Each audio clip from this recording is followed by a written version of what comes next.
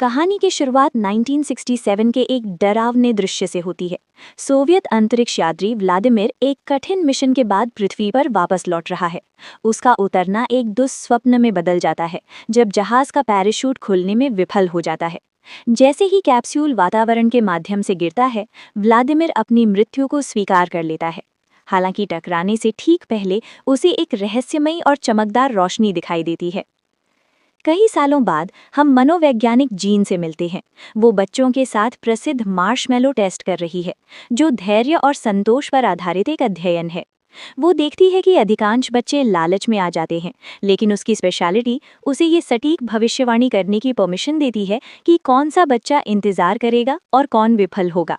मानव स्वभाव की यही गहरी समझ उसकी विशेषता है।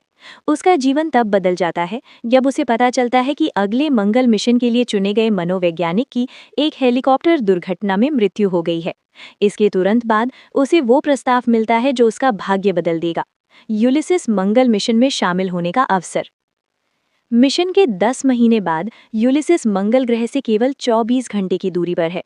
अंतरिक्ष के अलगाव ने वहां एक विस्फोटक माहौल बना दिया है। जीन का कैप्टन मार्टिन के साथ शारीरिक संबंध है, हालांकि दोनों ने अपनी भावनाओं को पेशेवर कर्तव्यों से अलग रखने पर सहमति जताई है। एक अंतिम ब्रीफिंग के दौरान जीन इस अभियान के लिए पैसा लगाने वाले स्विस अरबपति विलियम से मिलती है। जीन की निजी रिपोर्ट उसकी आधिकारिक रिपोर्टों की तुलना में कहीं अधिक चिंताजनक है। वो नोट करती है कि चालक दल बिखर रहा है, बेसिल सोस्टोपैथी के लक्षण दिखा रहा है। Second in command Simon Martin के प्रति चुप और क्रोधित है, और मार्टिन खुद अपनी उदास पत्नी एलेसांड्रा से तलाक की वजह से भावनात्मक रूप से टूट चुका है। तनाव तब और बढ़ जाता है जब मार्टिन और विलियम एक ऐसा रहस्य उजागर करते हैं जिसे उन्होंने एक हफ्ते से छिपा कर रखा था। वे मंगल पर उतरने वाले पहले लोग नहीं हैं। Z1 नामक एक अमेरिकी मिशन ने एक नई प्रोपल्शन सिस्टम का उपयोग करके केवल 3 सप्ताह में मंगल की यात्रा पूरी कर ली थी। हालांकि नासा का उनसे संपर्क टूट गया है। वहां से मिला एकमात्र सुराग एक वीडियो है जिसमें एक अंतरिक्ष यात्री चेतावनी देता है कि वहां जाना खतरनाक है। मार्टिन बताता है कि यूलिसिस अब केवल एक खोज मिशन नहीं है, ये अब एक रेस्क्यू मिशन है। मंगल पर उतरने के दौरान आपदा आ जाती है। एक सिस्टम त्रुटि शटल को मुख्य जहाज से अलग होने से रोकती है। दुर्घटना को रोकने के लिए मार्टिन बाहर जाकर मैन्युअली रूप से अलगाव करने के लिए तैयार होता है। वो सफल तो हो जाता है, लेकिन अलगाव के झटके से यूलिसिस मार्टिन से टकरा जाता है और उसे अंतरिक्ष की गहराई में फेंक देता है। ईंधन की कमी के कारण चालक दल अपने कैप्टन को बचाने के लिए नहीं रुक पाता और उन्हें लैंडिंग के लिए आगे बढ़ना पड़ता है। ये लैंडिंग बेहद भयावह होती है। जहाज की एआई इरीन बैटरी की विफलता का सामना करती है, जिससे चालक दल को मंगल के भीषण धूल भरे तूफान के बीच मैन्युअल लैंडिंग करनी पड़ती है।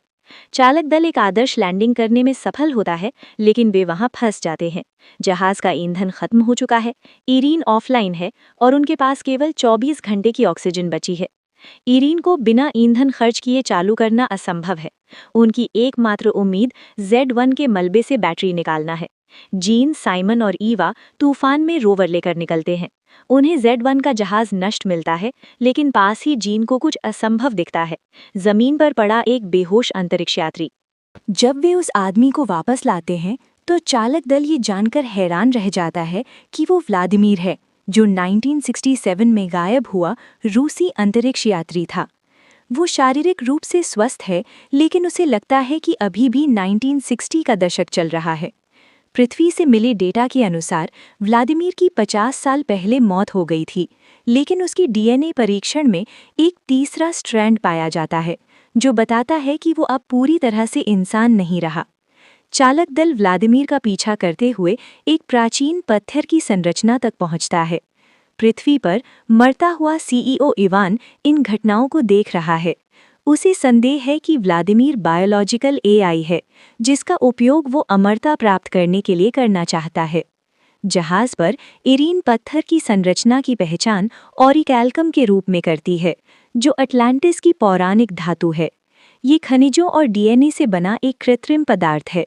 जीन व्लादिमीर को सम्मोहित करती है। व्लादिमीर खुलासा करता है कि वो लाखों वर्षों से जीन की चेहरे को देख रहा है। वो पृथ्वी और मंगल की बीच की कड़ी है।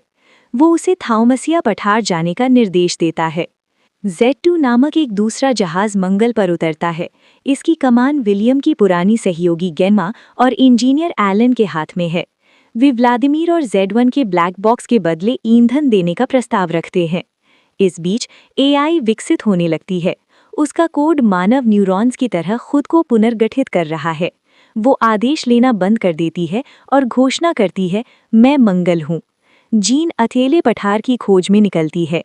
यात्रा के दौरान वो चट्टानों के नीचे फंस जाती है। वहाँ उसे अपने पिता की याद आती है, जिनकी कैंसर से मृत्यु हुई थी।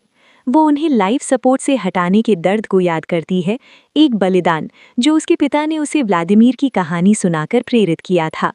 साइमन और गेमा उसे बचाते हैं और एक विशाल सुरंग प्रणाली की खोज करते हैं, जिसमें पानी और हजारों इंसानी खोपड़ियां भरी हुई हैं। जीन को सच समझ आ जाता है कि ओरिजिनल मार्शियंस ही मानवता के पूर्वज थे। उन्होंने लालच के कारण मंगल के पर्यावरण को नष्ट कर दिया और पृथ्वी पर भाग गए, जहां उन्होंने मानव सभ्यता की शुरुआत की। व्लादिमीर उनकी प्रगति की निगरानी के लिए पीछे छोड़ा गया एक संतरी था। जहाज पर हिंसा भड़क उठती है। चालक दल और Z2 के गार्डों के बीच संघर्ष होता है। व्लादिमीर की शारीरिक रूप से मृत्यु हो जाती है, लेकिन वो पूरी तरह से ग्रह की चेतना के साथ विलीन हो जाता है। साइमन को एहसास होता है कि मंगल का वातावरण अब सांस लेने योग्य हो गया है। व्लादिमीर का एक रूप जीन को बताता है कि अब उसे ये तय करना होगा कि क्या मानवता बचाने लायक है, क्योंकि वो फिर से वही गलतियां दोहरा रहे हैं जिन्होंने मंगल को नष्ट किया था। चालक दल पृथ्वी पर लौटने के लिए Z2 जहाज की ओर दौड़ता है। पृथ्वी पर बैठा इवान नियंत्रण खोने के डर से Z2 के कंप्यूटर सिस्टम को लॉक कर देता है। जीन मंगल के साथ अपने संबंध का उपयोग करके इवान के लॉक को तोड़ देती है। जैसे ही जहाज उड़ान भरने की तैयारी करता है, जीन चालक दल को बचाने के लिए अंतिम हमलावर को मार देती है। Z2 तूफान के बीच उड़ान भरता है। वे पृथ्वी की ओर बढ़ रहे हैं, अपने साथ अपनी उत्पत्ति का भारी ज्ञान लिए हुए। पृथ्वी पर इवान अपनी हार स्वीकार करने के बजाय खुद मंगल पर जाने की तैयारी करता है। वो उस शक्ति को पाने के लिए दृढ़ है जिसे वो अपना जन्मसिद्ध अधिकार मानता है।